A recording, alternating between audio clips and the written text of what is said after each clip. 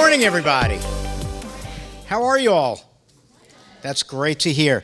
So for today's program, I want to thank 3 of the companies that provided us their support to be able to bring this program to you. And the first one is Sanofi-Genzyme, and I hope that you all thank them as well. Clap, clap. And that's a lot out of you. And then we also have Biogen and Mallinckrodt, and all 3 of them wanted us to have this series called Balance brought to various portions of the United States. And so they've supported us in what we're doing. We just held this program a week and a half ago in San Diego, 2 nights ago in Savannah. And in Savannah, you know, we expected a small crowd, yet we had 58 people there to attend. It was really nice. So Megan, as you know, is a doctor of nursing practice, nurse practitioner at Baptist Neurology, president of the International Organization of MSRNs. She's a 2013 recipient of the Great 100 Nurses of Northeast Florida Award, co-founder of OMS Yoga, and you know, there's just so much to talk about. And I have a great picture that I wanted to get on the screen. It's Megan and her little one. But yeah, I'm sure you do. I'm sure you do.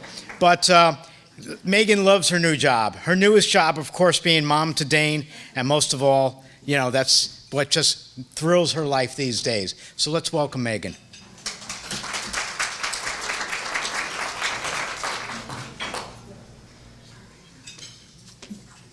Oh, yeah, that is a good one.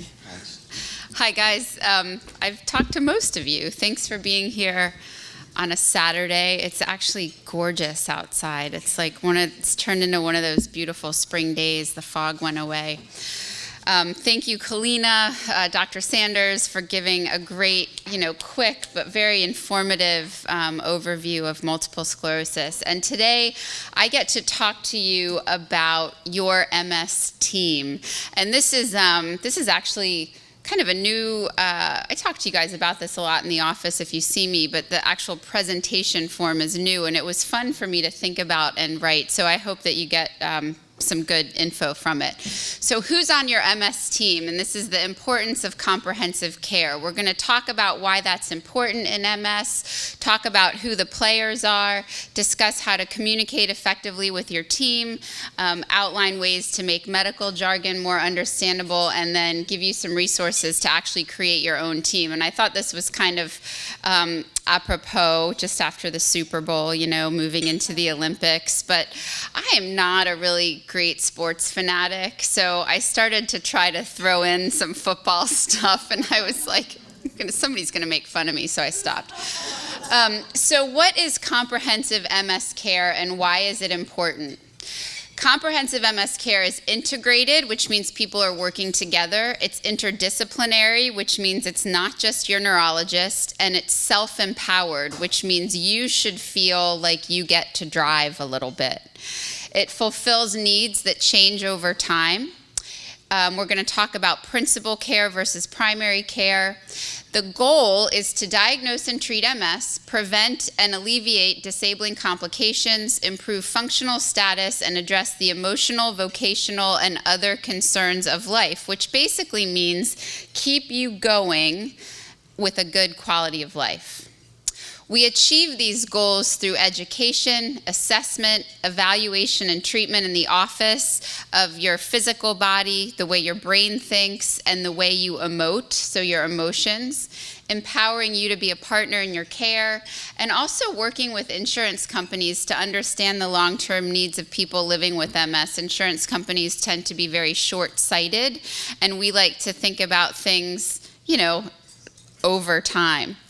Ultimately, we want to minimize the negative aspects of MS, maximize your function, minimize suffering, and reduce the use of dangerous or expensive treatments, thereby reducing overall healthcare costs associated with secondary complications.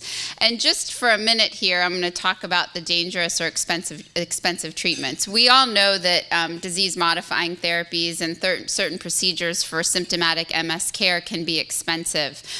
And being expensive and being, for the most part, safe is very important in MS. So when we talk about some of these other things like plasma exchange and IVIG, these are very expensive treatments that we utilize in the minority of people living with MS who who don't respond to our traditional treatments that are usually effective.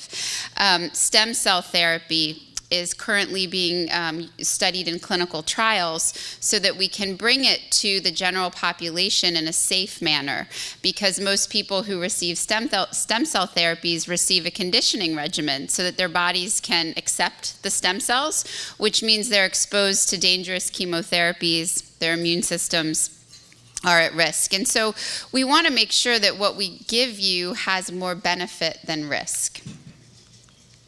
The domains of comprehensive care are these. So these are basically all of the things that you should be talking to your MSologist about. And it might not be at a single visit because, well, that would probably take you a week, right? To talk about how each of these things affect your life. So we like to talk to you about prioritizing these things and coming in with your top 3 or 5 problems when you see the neurologist or the MS provider.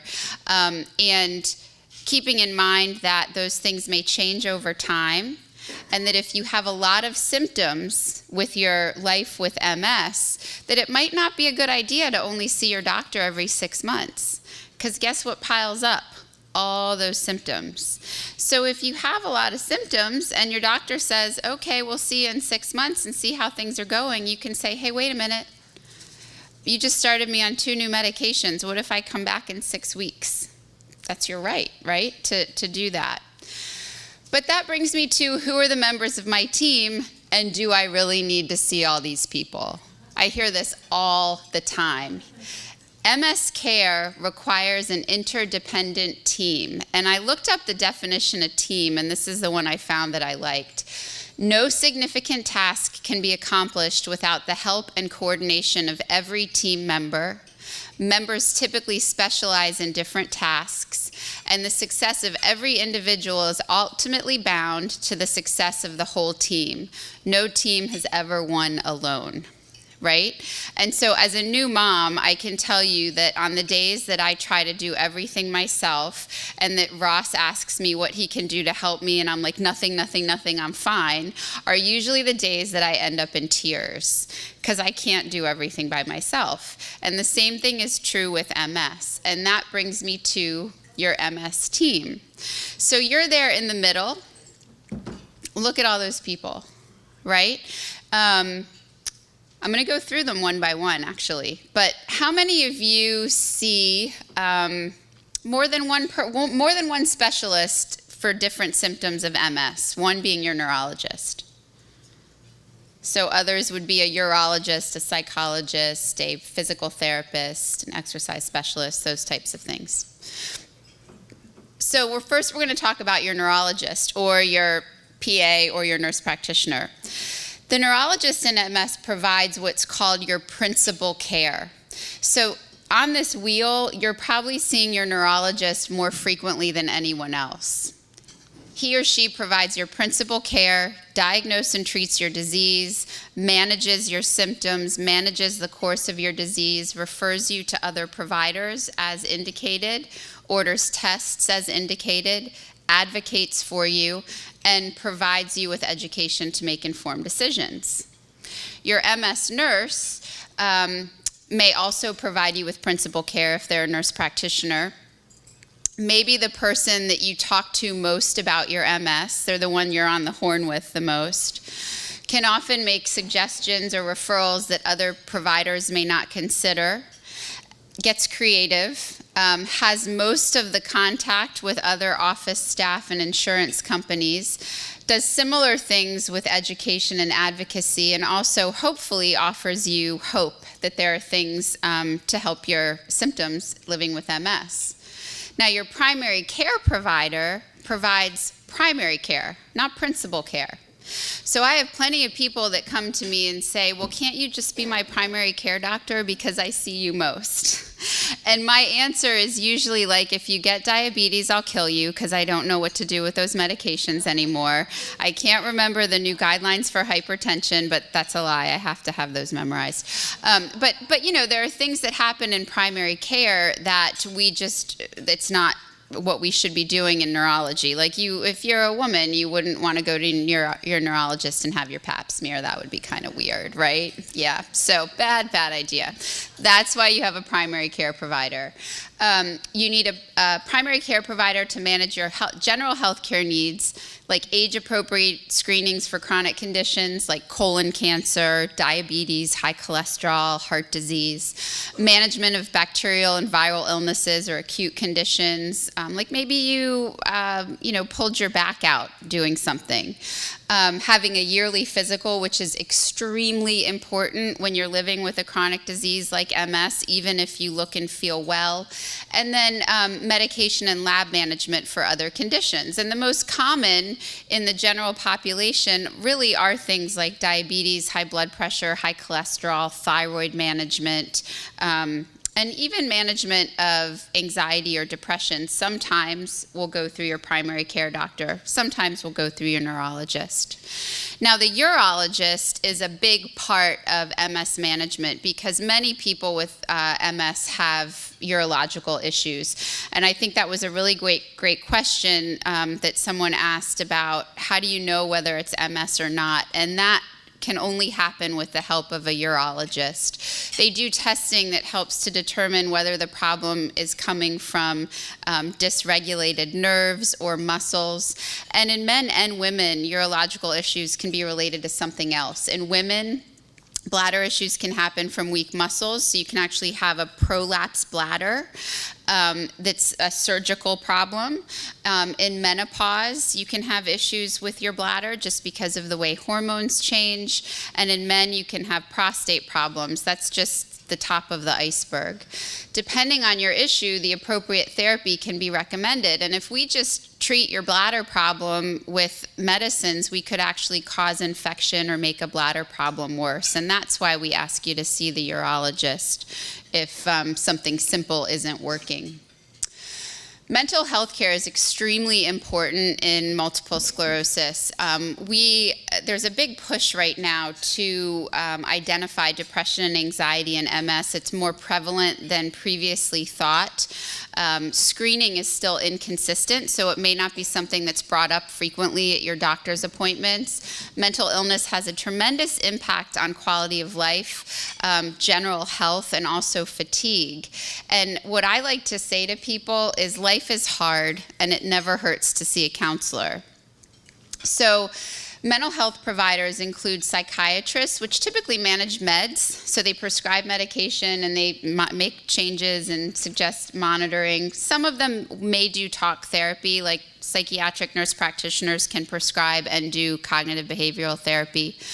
A psychologist may monitor your response to medication and may actually make recommendations to the prescriber, but also does talk therapy and other forms of therapy like biofeedback or neurocognitive therapy.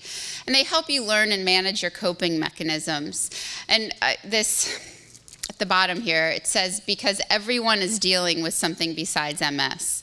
And so, it might be issues with your spouse or issues with your mother or father or problems with your work environment or financial concerns, or maybe you're just wired to be anxious and then you got multiple sclerosis.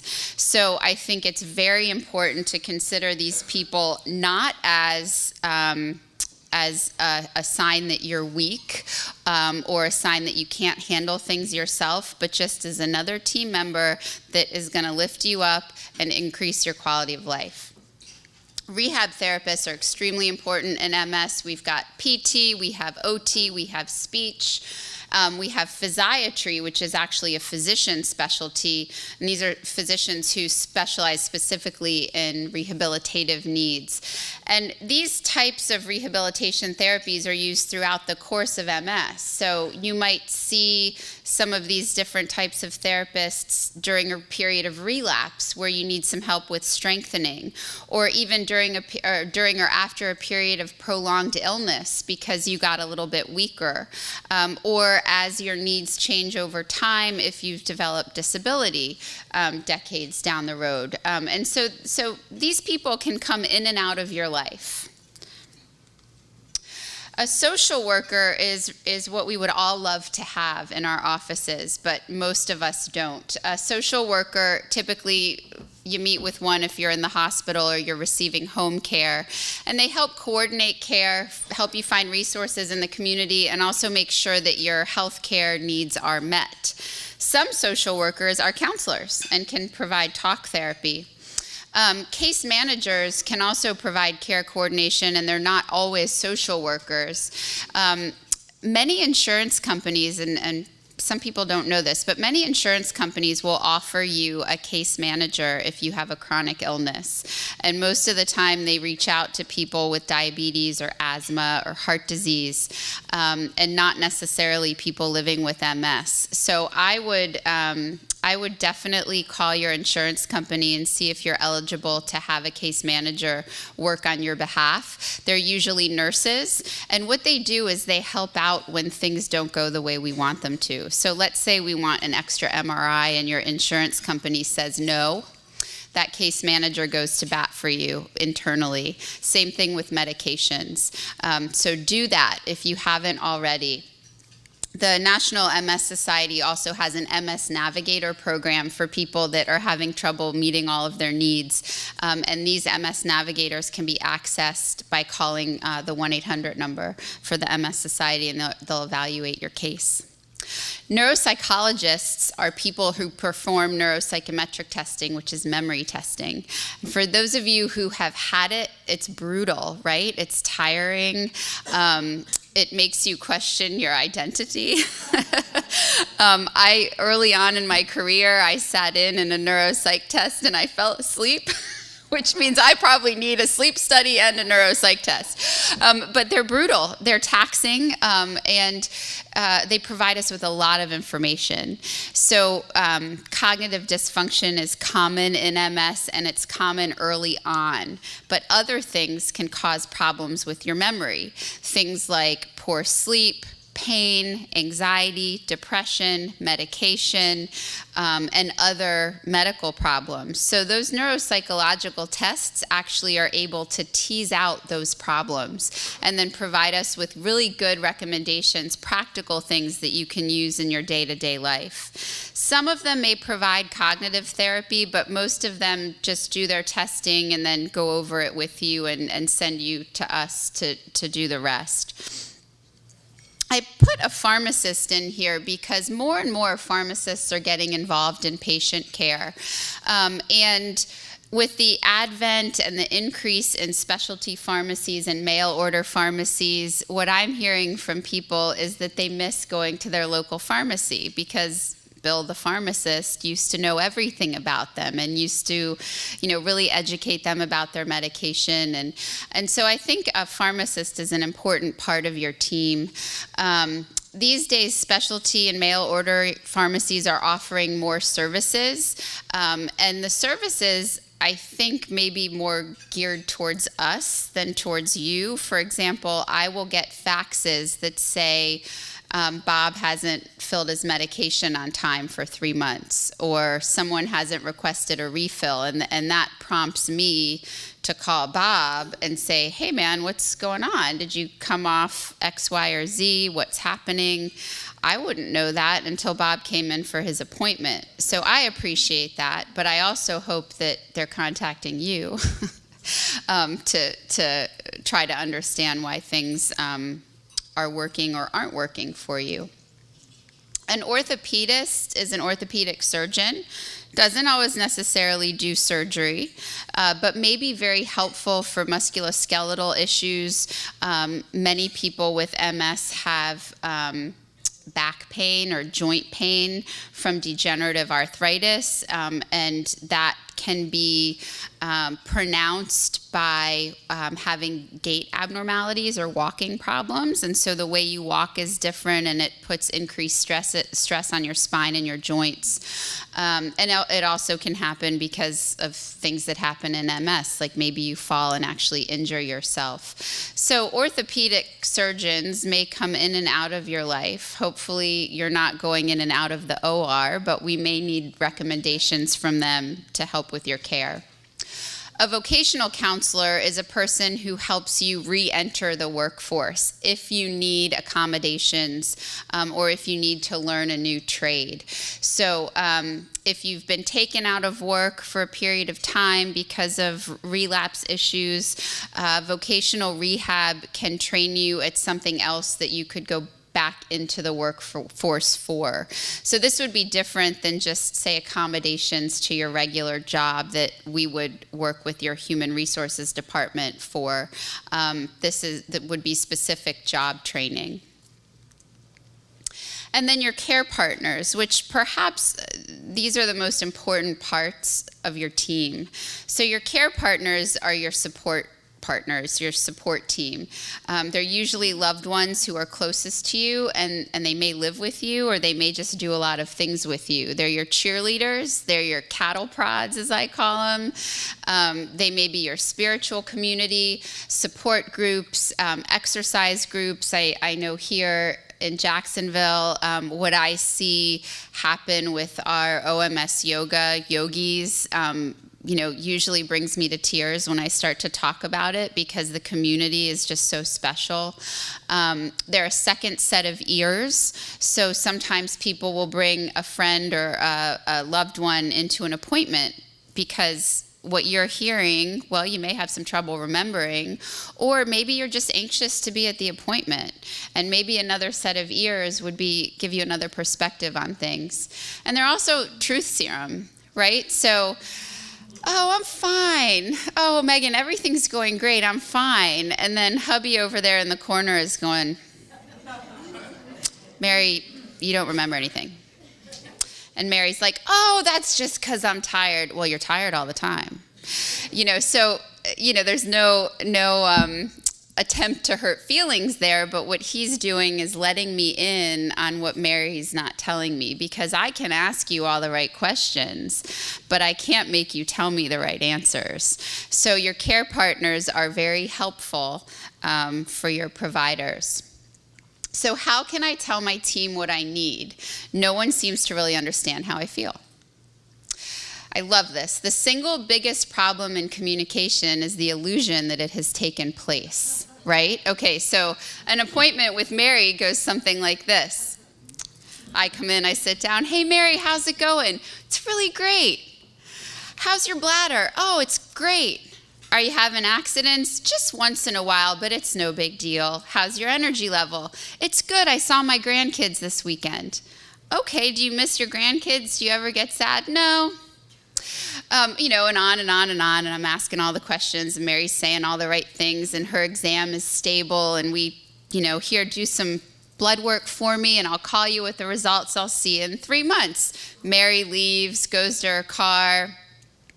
Maybe she feels a little weird, because she's not sure she told me anything.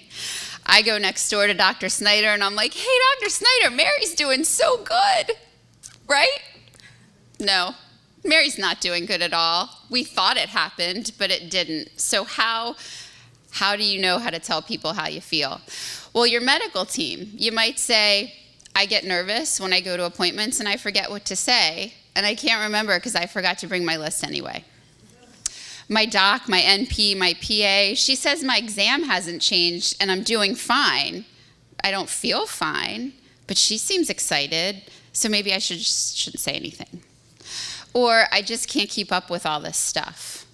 And then when you're talking about your support team, you may say, well, my significant other thinks that because I took a nap today, I should feel fine. Or because I had lunch with my best friend today, that means that we can go out to dinner tonight and stay out late and watch a movie. I just can't keep up with anything or with everything. So elements of good communication begin with honesty, clarity, and conciseness. And when you're trying to communicate with your healthcare provider, these things can occur if you have a good rapport to begin with, which means you trust me, I trust you.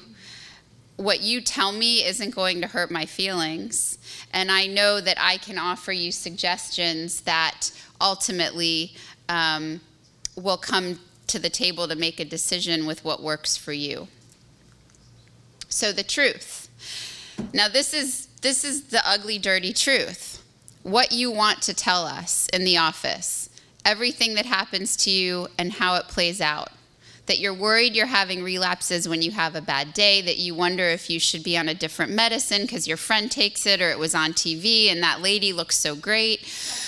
It's hard for you to have a morning appointment, but you're here at 9:30. No one in your house understands, how you really feel. You're worried about your insurance changing next month. You're in pain, you're depressed, you're anxious, and others can't see your MS, but you sure can feel it.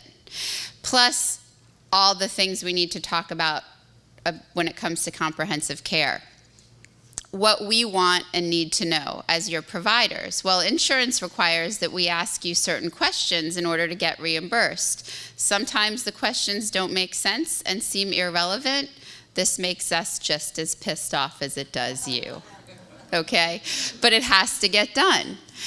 And then we want to know, have your symptoms changed? Did your MRI change? Have you had any relapses? Have you had disability progression? Have your medications changed? Are you taking your medications? Have you seen your primary care doctor? Did you get your lab work done? And then, what's on your list and what's on your heart? Do you think it's easy for that to happen in like 25 minutes? No. So that brings me back to honesty, clarity, and conciseness. So there are things that we have to deliver to you and we have to get back from you, and there are things that you have to deliver from us and answers that you demand. And so when you go into your neurologist's office, again, that list, that prioritized list, no matter how hard it is to say, is important. And if something is bothering you that you think you're going to have a hard time getting out, so you're just going to put it back under the carpet, write it down and hand us a note, okay? It's easier for me to bring it up sometimes than it is for you. So this brings me to shared decision making. Has anyone heard that term, shared decision making? I'm seeing a few nods. Okay. So shared decision making occurs when a person living with a disease and a healthcare provider make a decision together. And they say it works well for preference-sensitive conditions like MS. And a preference-sensitive condition is one in which there are a lot of treatment options with similar effectiveness but different risk. So that sounds a lot like relapsing MS and our disease-modifying therapies. It occurs after we get to know each other and we get to know your values and your goals and your concerns. It occurs after we consider your entire health status, which doesn't just include, your medical conditions. And then it occurs after education about the evidence for the treatments in question. And there are a lot of pros to it. The first one is it decreases that physician in charge, I've got to get dressed up and wear white gloves to go to the doctor kind of thing. It allows you to be involved in the treatment decision. It encourages you to be knowledge-seeking, and it improves your sense of satisfaction because you actually feel like you get to choose the thing that's going to help you the most. It may improve self-efficacy, which means your sense of doing something good for yourself. The cons are giving too much information can result in anxiety. And I think that in our current era of disease-modifying therapies, with some of our newer therapies that have many adverse events associated with them, though their risk of occurrence is very low, I still have to tell you about all those things, and it's kind of enormous, right? When we tell you about all these possible things. And at the end of the day, we forget that MS is probably the worst thing, like more than those other risks. A con is some people, depending on your generation and your culture, may say, I want you to make the decision. You're the doctor. Why are you asking me, right? And shared decision making is probably something that healthcare providers have created more than patients, but it came from people living with diseases saying, things are too paternalistic. A con is also that insurance restrictions may cancel our shared decision So if we came to X medicine is best for you and your insurance company has step therapy and there's no way we can make a story to get around a prior authorization, then sometimes we have to do things for 30 days in order to get to the decision we chose. So there are some pros and there are some cons, but overall, shared decision making is our goal. Let's talk a little bit about medical jargon.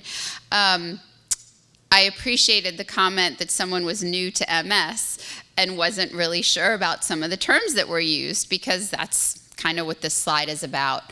I would encourage you to write words down that you don't understand or that you haven't heard before, and I'd encourage you to ask the doctor for the easy definition of those words. These are some of the things that I hear most often in the office and that I see looks for, like, what does that mean when you say that? So a relapse is also called an exacerbation or a flare. A T2 lesion is what we call an MS plaque. It's like a scar. It's evidence of your disease. A black hole is something we see on a type of MRI picture, and it's an area of permanent tissue loss in the brain, and we don't like them, just like we don't like plaques. DMT is disease-modifying therapy. It's just easier to say. Atrophy is brain shrinkage, or your brain getting smaller with time. A relapsing form of MS is a new term. We used to just talk about relapsing remitting MS, and now we talk about relapsing forms, because many of our disease-modifying therapies are approved for not just relapsing remitting MS, but also secondary progressive MS with relapses and primary progressive MS with relapses. Your immune system. This is what has gone awry in MS. We know that B cells and T cells are affected in MS, so your provider may be talking to you about B cells and T cells, and these are different types of immune cells that protect you and also can cause problems. Myelin is the coating around your nerves in your central nervous system that allows for smooth and easy signal transmission, and we talk about myelin a lot in MS. An infusion is a medication that's given by IV or by a catheter in your vein. An injection is a medication that's given by a shot. And I threw this one in here because I say it a lot, and sometimes people look at me funny. FMLA is the Family Medical and Leave Act, and it protects your job for a certain amount of time when you need to take medical leave. And so many people will bring me FMLA paperwork to have fill out and have on file if they work for a larger company, and that's offered. So those are just some terms to use. So let's play fantasy football. I'm going to read this stuff because it's small. I guess it's big up there. But if you guys have a pen and paper, take it out. This is your MS team. So this is creating your playbook. And you may want to get a notebook where you keep this information, or you may want to type it into the computer, save it, as a document or PDF form. Right. Or you can just look this up on YouTube and hang out on this slide for a while. Or you can take a picture of it. Yeah, good idea. So you want to list the healthcare providers you see 3 or more times per year in that order. Like, these are the most important people. These are the people from whom I get principal care. And then the other guys. You want to list the other guys, and you want to list their names, their addresses, their phone numbers, and who they are. You want to list the pharmacies that you use, so your local pharmacy, your specialty pharmacy, and some of you will have a specialty pharmacy that's different for your disease-modifying therapy than for your other medications. Like Briova does your Obagio, and Walgreens Alliant, or whatever they're called now, does your lisinopril, Lipitor, Baclofen. So you might have more than one. You're going to list the durable medical equipment or medical supply companies that you use. So if you have a walker or a wheelchair or a scooter, you want to list where you got it and who does your repairs.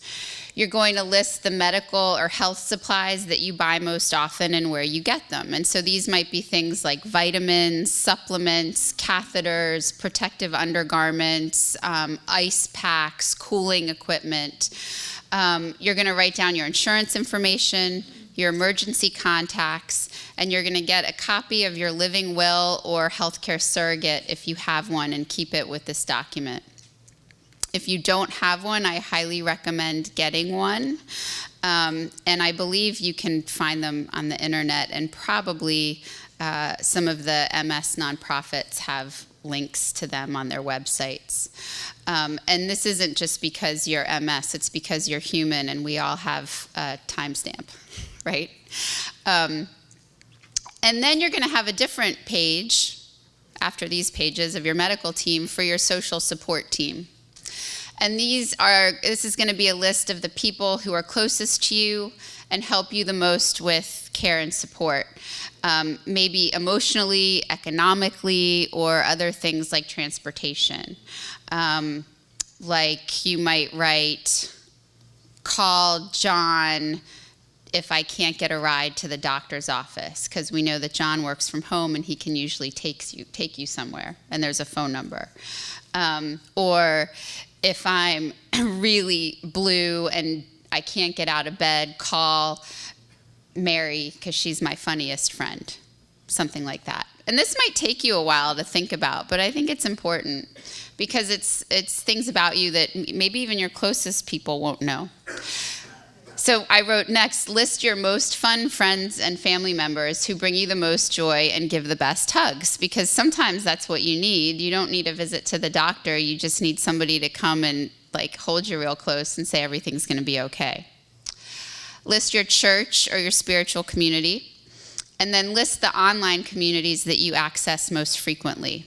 So all of this information is for you because you can't remember all of it, right? And it's also for your care partner if something were to happen to you, if you were to go into the hospital, or if you were to, be at a different, say you're at the doctor's office and you can't remember your urologist's name and your husband's home and this book is on the kitchen table or something like that. So I would encourage you guys to do this, and I'd encourage you to really think about the social support part of it. Because I know, just looking around the room, I know who certain people's social support people are for different things, and they're different. I know for me, when I think about my friends, I have different ones for different needs. So, mahalo for your kindness and attention. This is an old picture of Dane, and I'm sorry it's of the back of his head, but we did climb about a little more than a mile up the Nepali coast in Kauai this summer before I went back to work. And then Ross was like, let's keep going. And I was like, we have a baby, are you kidding me? We're turning around. But I was proud of us for going that far. So thank you for your attention. Thank you, Megan. And I'll take questions. Great.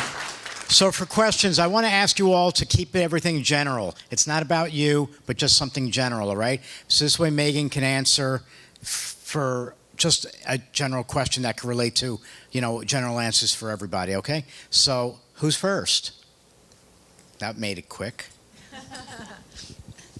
Megan, I know balance declines with age, but again, how do you decide if it's MS or if it's just age related, and if exercise can improve it regardless of the cause? Okay, so exercise can improve balance regardless of the cause. The problem with MS and aging is that they are both degenerative.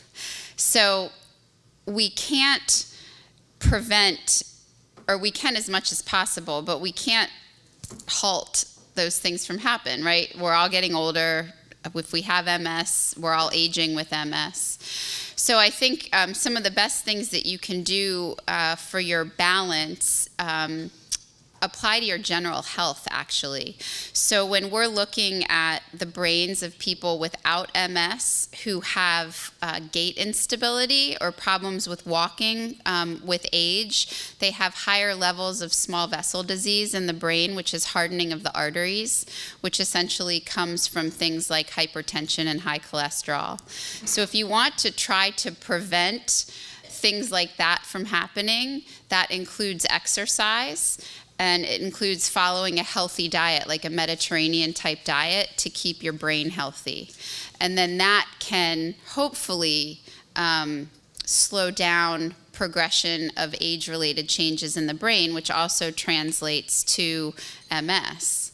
But exercise is very helpful for balance. I don't think there's a great way to know what's causing the balance issue unless if it happens really quickly. Like if you wake up, and as the day goes on, your coordination is off, you have vertigo, you're having a harder time walking, that's MS. But if you're looking at things, if you're, say, over 55 or 60, and moving forward through the years, and it's a slow progression, it could be a combination of the two.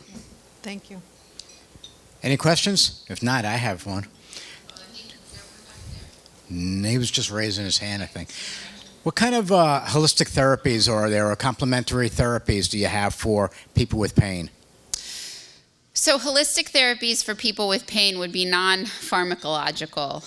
One of the best ones that I've read about and that's been most studied is guided imagery for pain, and biofeedback can also be helpful for certain types of pain, as can self-hypnosis, which is essentially like meditation. Guided imagery, I'll compare it to meditation. So when you're meditating, your mind is supposed to be empty, yet you're supposed to be alert. And I know for me, believe it or not, it's easy for me to empty my mind, but it's hard for me to stay awake when my mind is empty. So that's my struggle with meditation, is I find myself falling asleep. And it's that quiet alertness that provides the benefit in meditation. In guided imagery is a guided meditation, so a person is speaking to you in a calm voice, asking you to imagine certain things, and maybe there's some lovely music playing. And when they've studied guided imagery, they've found that it's effective even if you doze off. So I think guided imagery is a nice place to start if you want to start meditating, and the science is there for pain. There's a great free resource on the internet, Kaiser Permanente, which is a big hospital healthcare system in California, has free podcasts. So if you Google Kaiser Permanente guided imagery, it's the first link that pops up, and there's headache, anxiety, insomnia, all different ones that you can listen to for free.